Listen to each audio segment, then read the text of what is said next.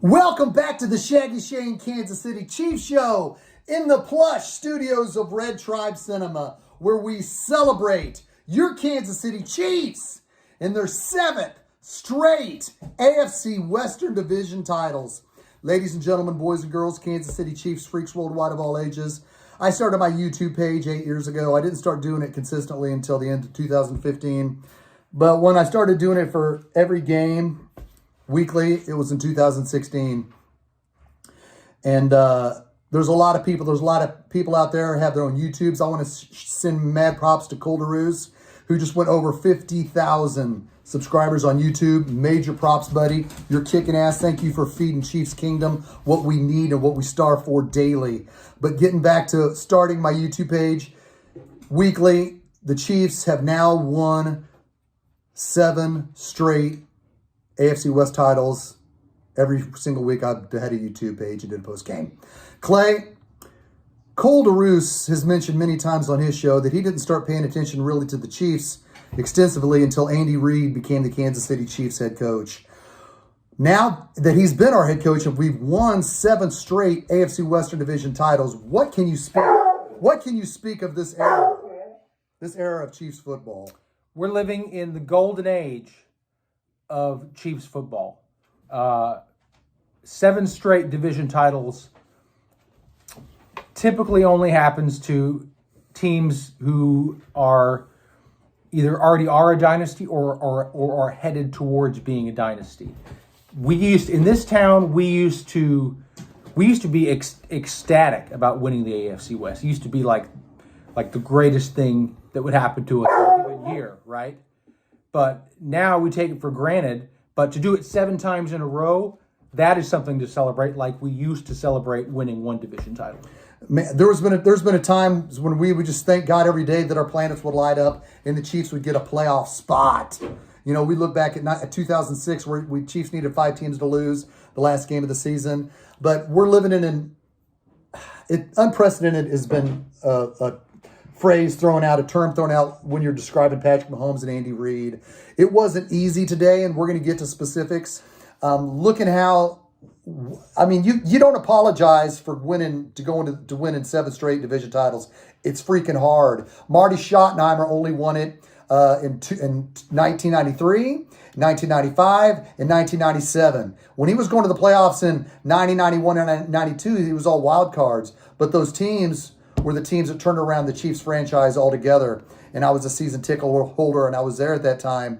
But where we are right now, it's easy to be critical of specifics. Like, people want to be critical of the Chiefs' young cornerbacks. The Chiefs want to be critical of the running game. The Chiefs want to be critical of this and that. But in a year, in my opinion, where it's been a reset year, not a rebuild year, the Chiefs have just won their 7th straight AFC Western Division title. Clay, what do you think about the influx from last year to this year to sustain division winning ability? In the offseason, about 90% of the talking heads thought the Chiefs were not going to win the division. It seemed like everybody was picking Denver or the Raiders or it was anybody but the Chiefs. So it was even my dog. Copper. They were picking my dog to win the AFC West over the Chiefs half the time. But you know, the Chiefs proved this year there's no substitute for having a coach like Andy Reid and a quarterback like Patrick Mahomes. There's no substitute for that. Doesn't matter what anybody says. Especially Copper. Doesn't matter who's barking. Copper's got a lot to say on this situation. Copper is concerned with Harrison Butker. I am as well. What is your concern? I mean, let's be real. Harrison Butker seems to be in a slump, Clay. What's your take on Harrison Butker following today's game? I mean, we've seen Harrison Butker bail the Chiefs out so many times that until he blows a playoff game a la Lynn Elliott, I mean, we have to trust in Butker until he actually costs us a game. Because I can't remember the last time he cost us a game. And the last time a kicker cost us a game is because Butker was hurt. So, I mean, it's a concern, but we'll see. I mean, certainly certainly my dog is not going to be the kicker. So we're going to trust in Butker until Copper gives the Chiefs a better chance to win. All right, let's get right to it with some of these highlights. The Kansas City Chiefs fell behind 7-0, and then Patrick Mahomes hits Jerick McKinnon out of the backfield, takes it 22 yards down the field into the corner of the end zone. He Wide scores. open. The Chiefs tie the game at 7. Then after a crucial fumble by Pacheco, the Texans only had to go two drives and 17 yards. But then just before half, the Chiefs went on that long drive, and Patrick Mahomes, let's look at this highlight here. He's in the pocket, and he guns it. He guns it low and awkward, but MVS makes my favorite catch of his all season. That was a hell of a grab. What'd you think? The way he went down and contorted his body, made that catch play. Amazing catch. MVS is not known for his hands, but that looked like Montana to Willie Davis in the corner of the end zone in Denver on Monday night. Yeah. That was a sensational catch. And that's the kind of play the Chiefs are going to need in the postseason from MVS. All right. And then let's get right to it. The Chiefs had a whole slew of penalties in the second half. Do we blame Carl Sheffers? Do we blame are the Chiefs having issues where they're just too physical, and the refs are calling it? What do you think? I mean, I don't want to spend a lot of time talking about refs because that's lame. Do you think this was a Carl Sheffers problem? This happens every time Carl Sheffers refs the Chiefs game. Every time. And, some of those were good calls, but there were some terrible calls in this game, and there were 2 terrible no calls on... oh, man. There was a roughing call on Patrick that wasn't called, and Pacheco had his helmet ripped off by the face mask, and they didn't throw a flag. This happens every time Sheffers is the ref. But all I got to say about that is Chiefs 2, Sheffers 0. As Clay tweeted, I mean, we just seen the highlight here of Patrick Mahomes getting thrown down and no flag. There was also a play later in the game where Pacheco got his helmet ripped off, no flag. But the Chiefs overcame the refs and won 30-24. There's nothing to apologize about. And let's talk about the Shark. I know he's reached out to you privately on Twitter about some of your work. What'd you think about Frank Clark, his game-clinching sack in overtime? Break it down. What do you think, Clay?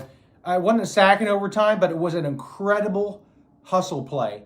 And 2 weeks in a row, you can argue 2 weeks in a row, Frank Clark has won the game for the Chiefs, because last week in Denver, when on the play where Russell Wilson was hurt, Frank Clark was the guy hustling downfield and making the hit to knock him out of the game.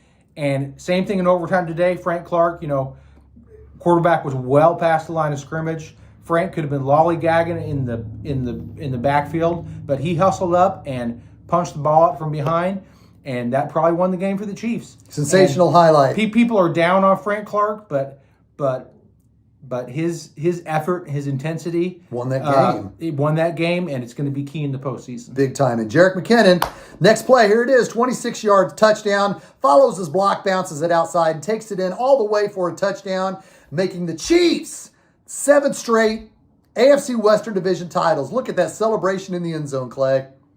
We've become accustomed to this team having walk-off celebrations like that.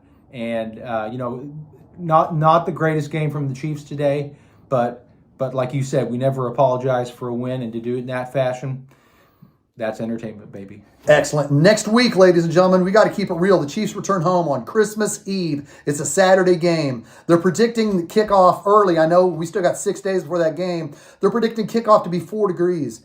There hasn't been a game that cold since the Tennessee Titans game when Ryan Suckup beat the Chiefs in 2016. The second coldest game before that was in 2008, the very last home game where the Dolphins beat the Chiefs in Tyler Thigpen, where it was 0 degrees at kickoff. We're going to have to monitor the weather next Saturday. The Chiefs are playing against a Seattle Seahawks team that's had a great early start of the season, but now they're struggling. The Chiefs have to continue to win, and Travis Kelce is going to be delivering, and so is Patrick Mahomes. They're going to be ready. Travis Kelce with 10 catches, 105 yards in today's game. This is Shaggyshane with Clay Wendler of Red Tribe Cinema. You got anything you want to say in closing, buddy? All I got to say is never apologize for a win. Especially when you're going to the AFC West. 7 straight times in a row, baby. This is Shaggyshane saying I'll see you on Christmas Eve, baby. Happy holidays. Merry Christmas.